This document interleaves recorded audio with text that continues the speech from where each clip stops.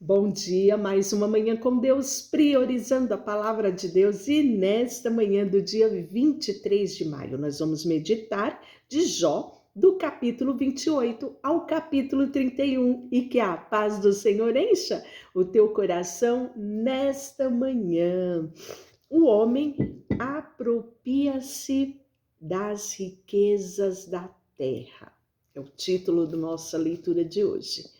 Na verdade, a prata tem suas minas, o ouro que se refina ao seu lugar, o ferro tira-se da terra e da pedra se funde o cobre. Os homens põem o termo à escuridão e até aos últimos confins procuram as pedras, oculta nas trevas e na densa escuridade. Abram estradas para as minas, longe da habitação dos homens, esquecidos dos transeuntes. E assim, longe deles, dependurados, oscilam de um lado para o outro. Da terra procede o pão, mas embaixo é revolvida como por fogo. Nas suas pedras se encontram a safira e a pó que contém ouro. Essa vereda, a ave da rapina a ignora, e jamais viram os olhos do falcão. Nunca a pisaram feras majestosas, nem leãozinho passou por ela. Estende o homem a mão contra o rochedo e revolve os montes desde as suas raízes. Abre canais nas pedras, e os seus olhos veem tudo o que há de mais precioso. Tapa as veias de águas, e nem uma gota sai deles, e traz à luz o que estava escondido. Quando a gente olha o capítulo 28, né? É Jó falando, você percebe a grandiosidade de descoberta do homem, até mesmo nessa época, né? A forma de extração do ouro, a extração do ferro, a prata, as refinarias, tudo já existia. E o interessante é que Jó relata, né, no capítulo 28, no início do capítulo 28. E aí ele fala que o homem, ele se pendura, olha só, assim de longe eles dependurados oscilam de um lado para o outro. Ou seja, Jó está falando, olha, eles correm verdadeiros perigos. Eles abrem as pedras, né, para encontrar a safira, o pó de ouro, né? Então está falando aqui de mineração. Olha que coisa extraordinária. E aí, tudo isso, ele é para falar para nós sobre a sabedoria. Que mesmo diante desse senhorio, desse poder, dessa grandiosidade, dessa força, dessa descoberta do homem, ele não é capaz de captar a sabedoria. Olha só que lindo que ele faz. Mas onde se achará a sabedoria? E onde está o lugar do entendimento? E aí ele faz uma verdadeira poesia. Veja só. O homem não conhece o valor dela, nem se acha ela na terra dos viventes. O abismo diz: não está em mim. E o mar diz: também não está comigo. Não se dá por ela ouro fino, nem se pesa prata em câmbio dela. O seu valor não se pode avaliar pelo ouro de Ofir. Eu já falei em alguns devocionais bem, né, no início, que o ouro de Ofir era o melhor. Era o ouro de maior qualidade que existia, de refinaria, né, de especial, de valor, de maior valor, era o ouro de Ofir, né, que era uma região, na verdade. E ele fala que a sabedoria, o seu valor não se pode avaliar nem pelo ouro de Ofir, nem pelo precioso ônix, nem pela safira. O ouro não se iguala a ela, nem o cristal. Ela não se trocará por joia de ouro fino. Ela faz esquecer o coral, o cristal. A aquisição da sabedoria é melhor que a pérola. Não se iguala ao topázio da Etiópia, que era o melhor daquela época. Nem se pode avaliar por ouro puro. De onde, pois, vem a sabedoria? E onde está o lugar do seu entendimento? Está encoberta aos olhos de todo vivente e oculta até mesmo das aves do céu. O abismo e a morte dizem: ouvimos com os nossos ouvidos a sua fama. Deus lhe entende o caminho.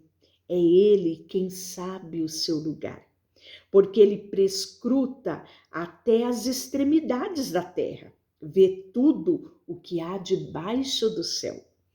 Quando regulou o peso do vento e fixou a medida das águas, quando determinou as leis para a chuva e o caminho para os relâmpagos e dos trovões. Então viu ele a sabedoria e a manifestou, estabeleceu-a e também esquadrinhou. E disse ao homem: eis que o temor do Senhor é a sabedoria, e apartar-se-á do mal é o entendimento. Eu vou repetir para você. Eis que o temor do Senhor é a sabedoria, e apartar-se do mal é o entendimento. Esta mesma verdade está dita em Salmo 111, capítulo 10, e em Provérbios, capítulo 9, versículo 10. E Jó lembra-se do seu primeiro estágio, que ele considerava o estágio feliz. Ele começa dizendo assim, prosseguiu Jó no seu discurso, né? Então a gente vê um monólogo, na verdade, aqui de Jó.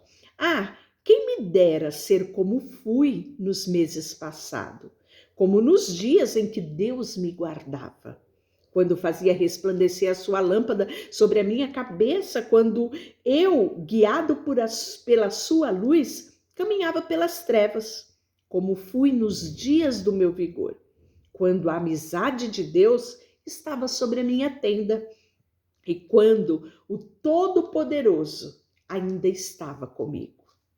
E os meus filhos em redor de mim, quando eu lavava os pés em leite e a rocha me corriam ribeiros de azeite. Quando eu saía para a porta da cidade e na praça, me era dado sentar-me. Os moços me viam e se retiravam. Os idosos se levantavam e punham de pé. Os príncipes reprimiam as suas palavras e punham a mão na sua boca. E a língua se apegava ao paladar. A voz dos nobres emudeciam. Ouviam-me algum ouvido, esse me chamava de feliz. Vendo-me algum olho, dava testemunho de mim, porque eu livrava os pobres que a mim clamavam, e também ao órfão, quando não tinha quem o socorresse. Bênçãos que estavam para perecer vinham sobre mim, e eu fazia rejubilar-se o coração da viúva. Eu me cobria de justiça, e esta me servia de veste, como o manto de um turbante era minha equidade. Eu me fazia de olhos para o cego, de pés para o coxo. Da necessidade eu era pai. Até as causas dos desconhecidos eu examinava. Quebrava o queixo dos ímpios e dos seus dentes lhe faziam cair a vítima. Eu dizia, no meu ninho espiarei, multiplicarei os meus dias como areia. Então, Jó, ele para aqui no capítulo 29 e ele começa a relembrar quem ele era, tudo que ele havia feito, né? Ele começa a refletir as várias coisas e como ele era feliz, né? Como ele podia ajudar tantas pessoas em momentos de dificuldades, como o favor de Deus era sobre ele. E aí no capítulo 30, ele fala assim, mas agora se riem de mim e de menos idade do que eu, e cujos pais eu teria desdenhado, e pôr ao lado dos cães o seu rebanho, de quem também me serviria a força das suas mãos, homem cujo vigor já pereceu? De míngua fome se debilitam e roem os lugares secos, desde muito em ruínas desolados. E aí ele vai falando, né? Toda destruição, toda miséria que caiu sobre ele. O interessante é que ele fala no capítulo 30, versículo 19: Deus, tu me lançaste na lama. Forte isso, não é? Mas Jó sabia que a situação que ele estava vivendo, Deus tinha o controle. É interessante que muitas vezes, quando nós passamos por momentos difíceis, por dificuldades, parece que Deus está longe, parece que Deus se esqueceu de nós. Jó sabia que mesmo diante daquela miséria que ele estava vivendo, ele sabia que Deus era autor e consumador da fé dele. Ele sabia que tudo provinha de Deus e até mesmo aquela situação que ele não entendia. Ele fala: clamo a ti e não me respondes. Estou de pé, mas apenas olhas para mim. Olha só, ele sabia que Deus estava vendo ele. Tu foste cruel comigo. Com força da tua mão, tu me combates. Levantas-me sobre o vento e me faz cavalgá-lo. Dissolve-me no estrondo da tempestade, pois eu sei que me levarás à morte e à casa destinada a todo vivente. Acaso não chorei sobre aquele que atravessava dias difíceis e não angustiou a minha alma pelo necessitado? Guardava eu o bem, e eis que me sobreveio o mal. Esperava a luz e me veio a escuridão. O meu íntimo se agita sem cessar, e dias de aflição me sobrevêm. Ando de luto, sem luz do sol. Levanto-me na congregação e clamo por socorro. Por isso, a minha harpa se me tornou em prantos de luto e a minha flauta em voz dos que choram. E aí, nós vamos ver que no capítulo 31, ele olha para tudo isso e ele declara a integridade dele. Olha só, fiz aliança com os meus olhos. Como, pois, os fixaria em uma donzela? Que porção, pois, teria eu no Deus lá de cima? E que herança o Deus Todo-Poderoso da altura? Acaso não é a perdição para o ímpio e um fortuno para os que praticam a maldade? Ou não vê Deus os meus caminhos e não conta os meus passos? Se andei com falsidade e se meu pé se apressou para o engano, pesa-me, ó Deus, em balança fiel e reconhecerá a minha integridade. E os meus passos se desviaram do caminho, e se meu coração segue os meus olhos e as minhas mãos se apegou a qualquer mancha, então semeei eu e outra coma e seja arrancado os renovos do meu campo. Se meu coração se deixou seduzir por causa de mulher, se andei à espreita à porta do meu próximo, então moa minha mulher para o outro, e os outros se encurvem sobre ela.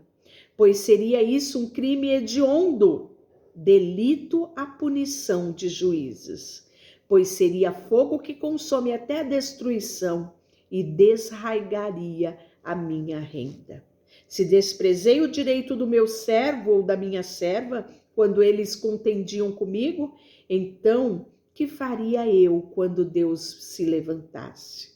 E aí ele continua falando todas as coisas que ele passou e em tudo ele confirmava a integridade dele. Deixa eu orar por você. Senhor, coloco diante de ti a nossa vida, o nosso coração. Ensina-nos, ó Pai, em todas as coisas confiar em ti. Colocamos diante de Ti tudo o que somos e tudo o que temos. Em nome de Jesus, amém. Deus te abençoe.